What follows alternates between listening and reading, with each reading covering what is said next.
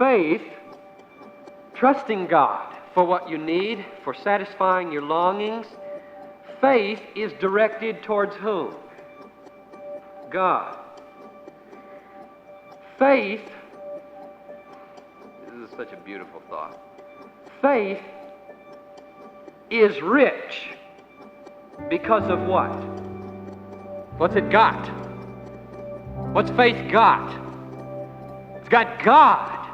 And if you've got God, you're rich. There's always a temptation for us to spend much of our lives chasing after more. More security, more stuff, and more promotions. I'm Dan Kruver.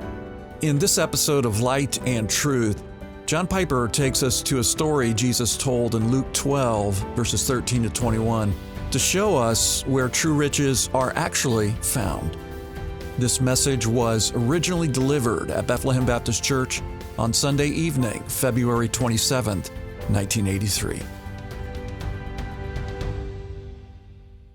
One of the multitude said to him, "Teacher, bid my brother divide the inheritance with me." But he said to him, "Man, who made me a judge or a divider over you?" And he said to them, "Take heed and beware of all covetousness, for a man's life does not consist in the abundance of his possessions." And he told them a parable, saying, "The land of a rich man brought forth plentifully, and he thought to himself, 'What shall I do? For I have nowhere to store my crops.' And he said, 'I will do this. I will pull down my barns and build larger ones, and there I will store all my grain and my goods. And I will say to my soul, Soul, you have ample goods laid up for many years. Take your ease, eat, drink, be merry.' But God said to him, 'Fool, this night your soul will be required of you, and the things you have prepared, whose will they be? So is he who lays up treasure for himself and is not rich toward God.'" Hardly needs any comment. But let's see if we can drive it home. Verse 13. What was the situation here? "Teacher, bid my brother divide the inheritance with me." Best I can figure out what's behind that verse is that a father had left an inheritance to some sons, at least two, and could be that under the circumstances, the elder brother was holding them in trust till the younger brother got to a certain age, and then maybe he reneged or something like that. We just don't know. There doesn't appear to be any injustice explicit here. He just says, "Teacher, tell him to divide the inheritance with me. I'm supposed to get some of it." Now, the fact that seems so innocent is what makes Jesus' twofold response so pointed here. He gives two responses, one in verse 14 and one in verse 15. The first response is sort of harsh. "Man, who made me a judge or a divider over you?" Jesus says, "Man, I'm not your judge or divider. Don't come asking me to settle your financial disputes." And now that does sound sort of strange, because Jesus surely could settle it. I mean, he has enough knowledge to settle it. He must be doing something here. This word here, "made," is appointed. Who appointed me a judge or divided over you? Implication, nobody's appointed me to that, and I'm inclined to hear behind that, that isn't my commission. God did not assign me that job. Let's look at verse 15 and see if that sheds any light back on verse 14. He said to them, now he's addressing everybody here, going to draw a lesson, going to make a spectacle out of this man. "Take heed, beware of all covetousness, for a man's life does not consist in the abundance of his possessions." Well, what does that imply about what Jesus thought about this man? evidently was covetous, or at least he was close to it. We have to trust Jesus here. I mean, we're in no position to judge whether the man was or not. Jesus has sort of a good antenna, I think, up when people come to him and can read motives. And we're, I think, to just assume that Jesus is right here about the assessment of this man's motives. This man evidently was at least on the brink of, and therefore to beware of, or was in the grip of covetousness. And Jesus says, look, life doesn't consist in the abundance of possessions, and therefore you're barking up the wrong tree. You're going down the wrong road. The man says, I've got a dispute here with my brother. Be on my side. With me. Divide the inheritance with me. It doesn't say, settle it fairly and make sure he gets what he gets and I get what I'm supposed to get. He says, make sure he gives me what I'm supposed to get. And Jesus says, I will not take sides in that kind of dispute. In fact, I see beneath that request a motive that I find very, very dangerous, namely covetousness. So let's define that. I looked this up in the concordance and got all the places in the New Testament where covetousness occurs. And let me just cite 3 of those for you. And there's going to be truth in, I think, all these answers. The first one, Mark 7:22, out of the heart come murder, adultery, covetousness, etc.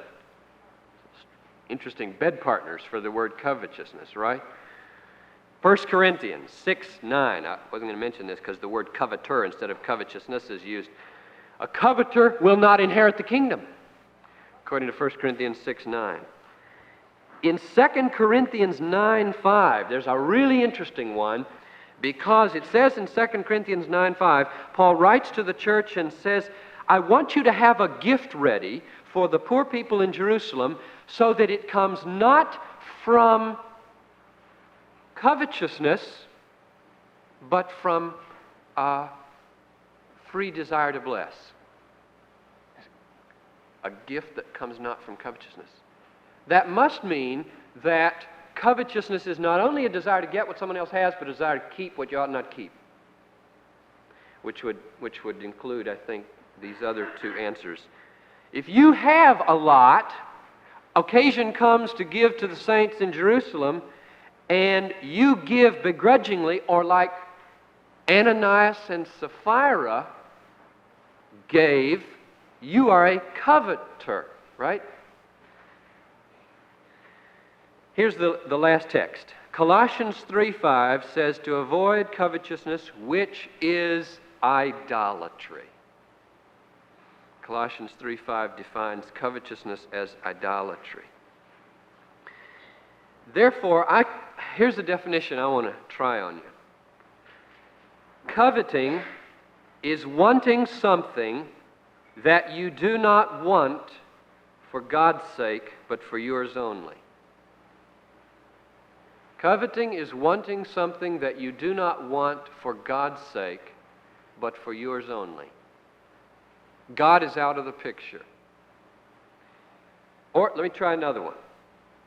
Covetousness is the desire you feel for things when the grace of God does not satisfy your heart and love does not govern your inclinations.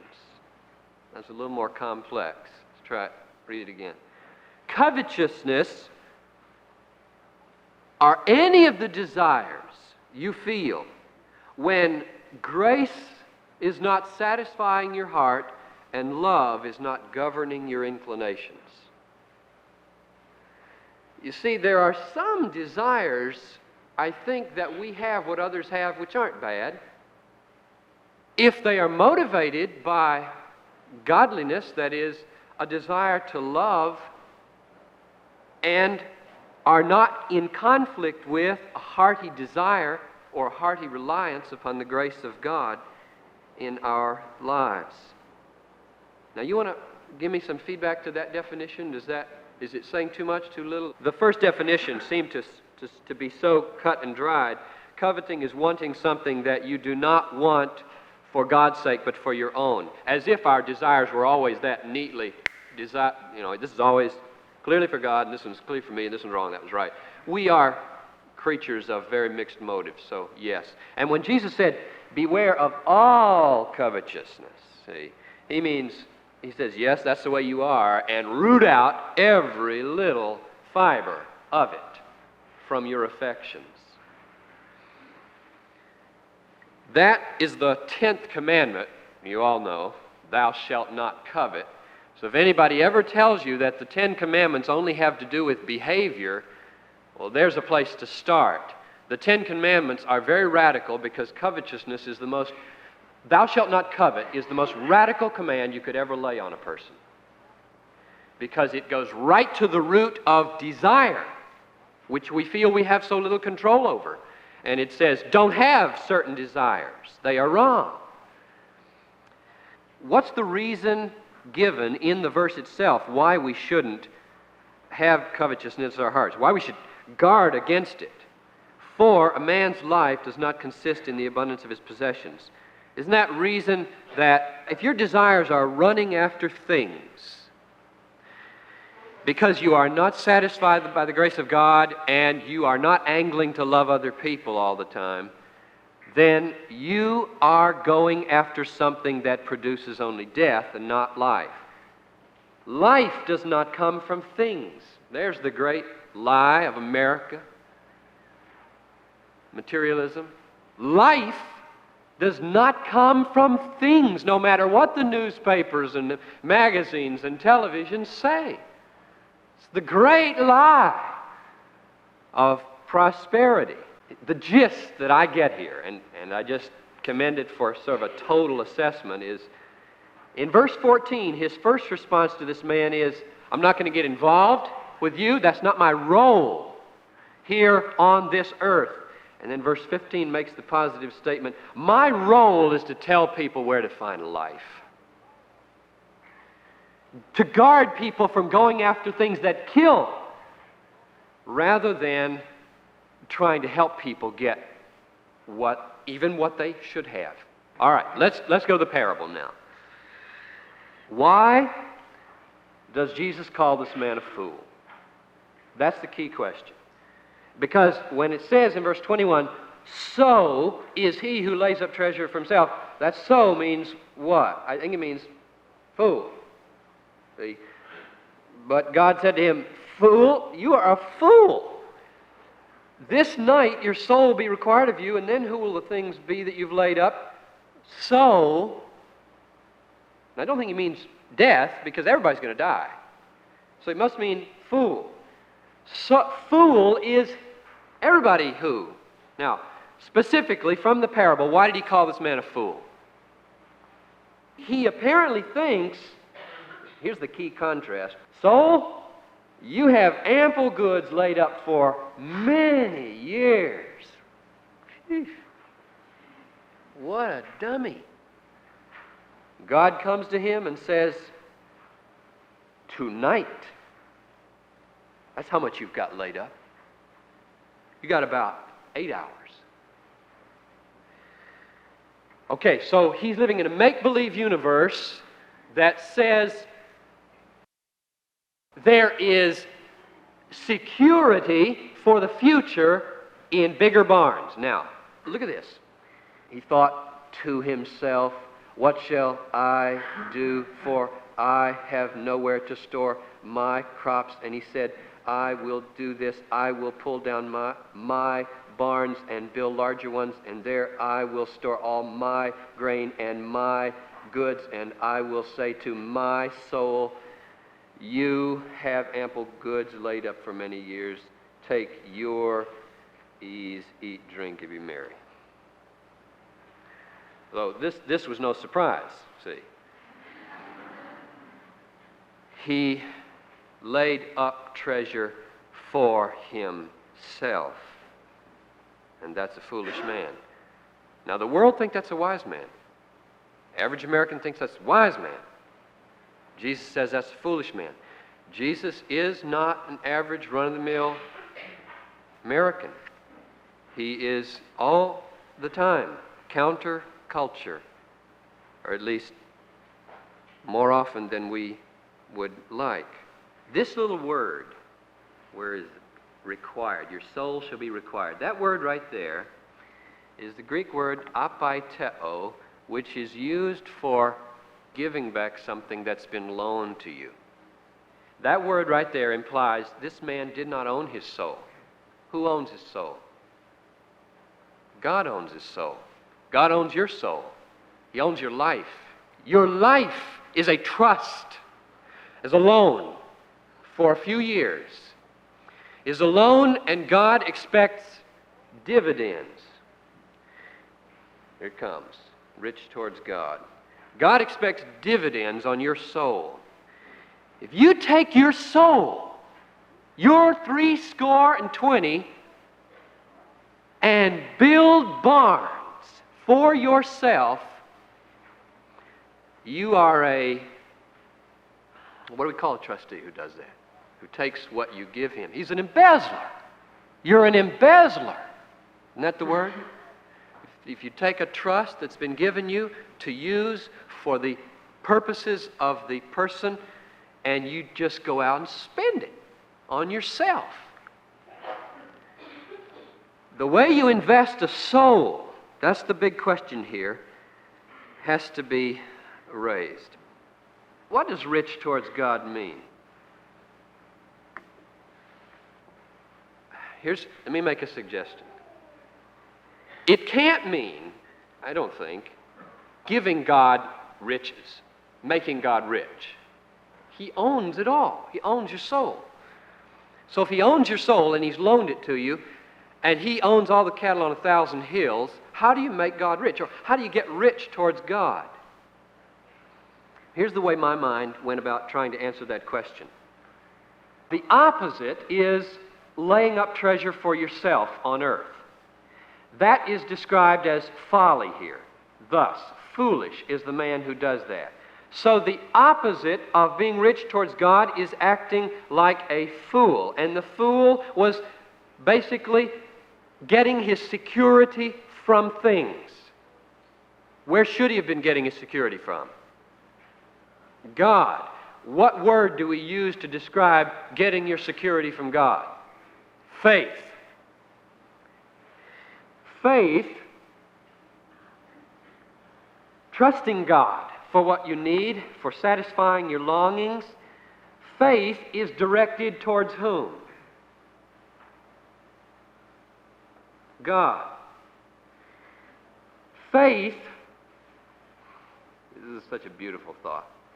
Faith is rich because of what? What's it got? What's faith got? It's got God. And if you've got God, you're rich. If you link up with God by faith, just rest entirely on Him, you've got Him on your side. And He is your God. I am the God of Abraham, Isaac, and Jacob. And if God is yours, everything is yours. You are an heir of God. Talk about inheritance. You want an inheritance? Romans 8, 15, 16. We are fellow heirs of Christ, heirs of God. I think what it means to be rich towards God is to rely on God, bank on God, trust God. And you know, the confirmation of that for me is I read on down into the next paragraph. It's that real familiar one about don't be anxious about what you should eat or drink. It gets on down a little further and it says, seek the kingdom first. Don't be anxious, O ye of little faith. All the nations seek those things. Trust your Father. He knows what you need. That's what it is to be rich towards God, isn't it? The only riches that we can offer God is a heart of empty reliance. And a heart of empty reliance is full of God, and a heart that's full of God is rich. That's where the emphasis should fall. Just Not seeking your own would not produce anything worthwhile. Being rich towards God will. This is Light and Truth, God-centered preaching to help you see Christ clearly and treasure Him truly. I'm your host, Dan Cruver. Thank you for listening. On our next episode, John Piper concludes our 5-part series, Following Jesus in a Divided World, with a message titled, Divided Loyalties. I hope you'll join us. For more resources, visit desiringgod.org.